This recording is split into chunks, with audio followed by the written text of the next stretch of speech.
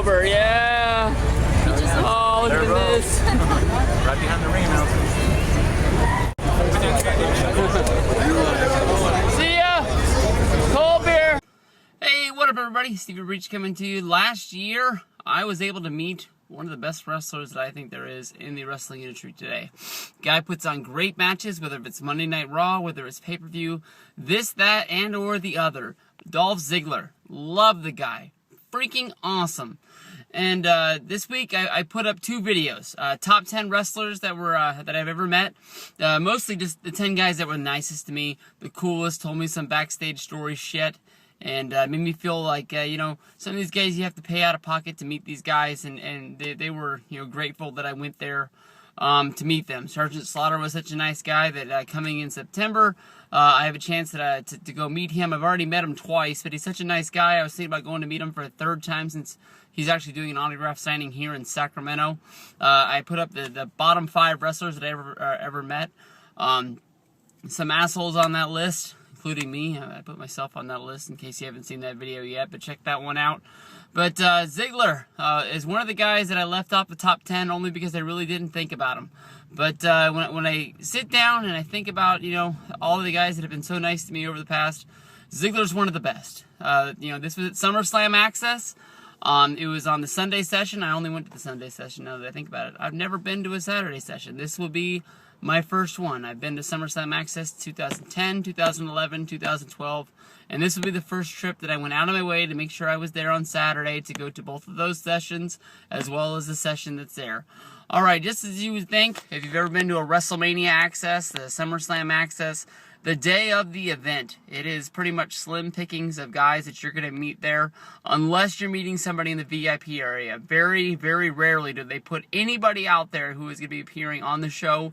They're either, you know, with the agents or with the people that they're having the match with, going over what's going to happen, and, you know, making sure they work through all the kinks of their match. You know, trying to make sure they have, you know, have fun. The guys that are not used on the card, those are the guys that are heavily featured on Access to make sure that there's people out there. There's a lot of kids there. There's a lot of people meeting wrestlers for the first time, so they're happy to meet guys like the Usos and the you know, the Tenzais and this, that, and the other. But SummerSlam Access has it has one session, but inside that session there's 2 shifts. That might be the easiest way to break it down. The first shift is the guys that come out for the first 2 hours, and then they're replaced by another wrestler, and that wrestler stays there for the last 2 hours of the show. Now, it's like a pecking order.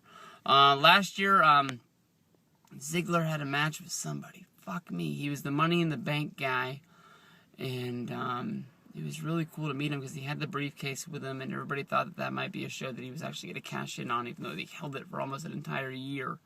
Shit, I can't remember what Ziggler did at SummerSlam last year, but basically, everybody knows the story who watched the video. I was late getting to SummerSlam. It's definitely a fun video of watching me and Yaya drive from San Diego to Los Angeles when he picked me up from my flight there.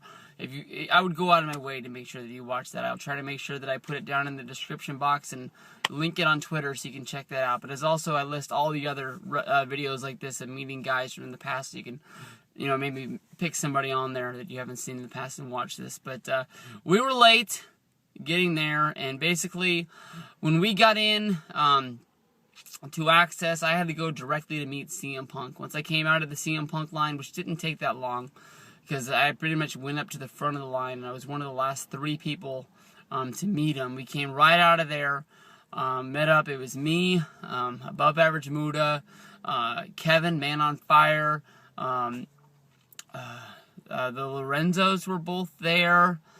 Justin Ortiz was with us. We had a big pack of people when we were moving across, trying to figure out whose line we were going to get in. And basically, we got into the lineup of Ziggler. We thought there was no chance in hell that we were going to be able to meet him, but we wanted to go down without a fight. When you know, like I said, when one wrestler's out there and their shift comes to an end, they're replaced by somebody else. Everybody knew the lineup because WWE has this new thing in, if you tweet a certain number, it will send text to your phone and tell you which lines to get in, what booths. They're all sponsored by a company, and they say, you know, the Telemundo booth is going to have John Morrison. If you go to this booth, it's going to have the Hart Dynasty. This one's going to have R-Truth and Kofi. It's pretty much easily, you know, divided out by stuff like that. And it had said that at this booth was Ziggler now, and he was going to be replaced by Lord Tensai. Lord Tensai would be cool to meet. He's in my encyclopedia as Prince Albert, but he's not on the long list of guys. You basically want to go down without a fight. You want to make sure you get up to the front of the line to make sure that you get that Ziggler autograph. And one of the coolest things that I've ever seen anybody do at Access. I saw Jimmy Hart come out, and he, you know, basically second-guessed what security said to everybody, and he, you know, said, everybody calm down, this is WrestleMania, this is Access, we're here to have fun, don't worry about it, you know, everybody's gonna get an autograph, everybody's gonna get a picture, just, you know, let's just hang out, let's have fun, we're gonna be here for 2 hours, and that's, you know, basically what Jimmy did after security told everybody, have your shit ready, move in, move out, you know, we gotta move along, got a lot of people to meet. Jimmy Hart, one of the coolest, one of the best. I sort of felt bad that he was on Ravi's bottom 5. Make sure you check out Assault and Battery 777 for his video of his bottom 5. Basically, he asked me sort of to do it, but I ripped his video off. Honestly, just put my guys instead of his guys. But I took his whole video concept. But one of the coolest thing, Ziggler was told by one of the agents that work Access, basically, you got 5 minutes. Wrap it up. Let's get done. Let's get out of here. We'll switch it out. We'll get Albert out here, well, Tensai, whatever you want to call him, and you know, basically you're all done. One of the coolest things I've ever seen anybody do. The second that they told him, Ziggler stood up. He looked it over the line. He sort of waved at everybody, and he yelled out. He said, "Hey, I got 5 minutes. I will meet every single person in this line. If that's what you want, have your items out. I apologize, we're not going to take pictures, but I want to make sure everybody walks out of here with an autograph. That's what you came for. That's what you're going to get. Have your stuff, put it on the table. You can meet me, you can meet Vicky, and pass it on down the line." And everybody loved it.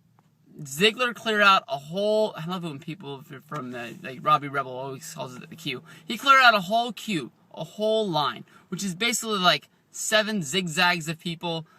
Ziggler met like, I don't want to say it, you know, too many, but he met 150 people in 5 minutes.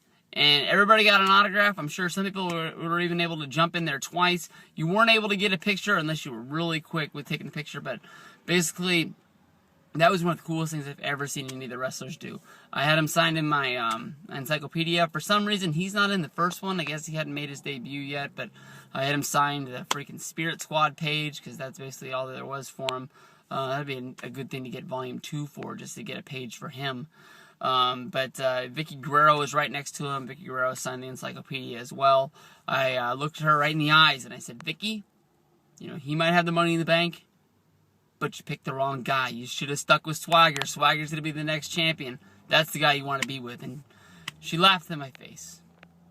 Basically, that was it. But it was awesome to meet Ziggler. He's one of the, you know, the fan favorites. A lot of people love him, and he deserves it, because that day he stood up. He met a ton of people, and one of the coolest guys. I wish I could go back and squeeze him in and make sure he was in that top 10 the favorite guys I meet. If I ever do it over again, I'll try to think about this story and make sure I can squeeze him in. But fun times. Looks like there's new champions at the ROH show. I don't even know what the freaking main event was, but Ravi just tweeted it. Just saw it on my little phone here. So have fun. Check that out. Peace out, guys.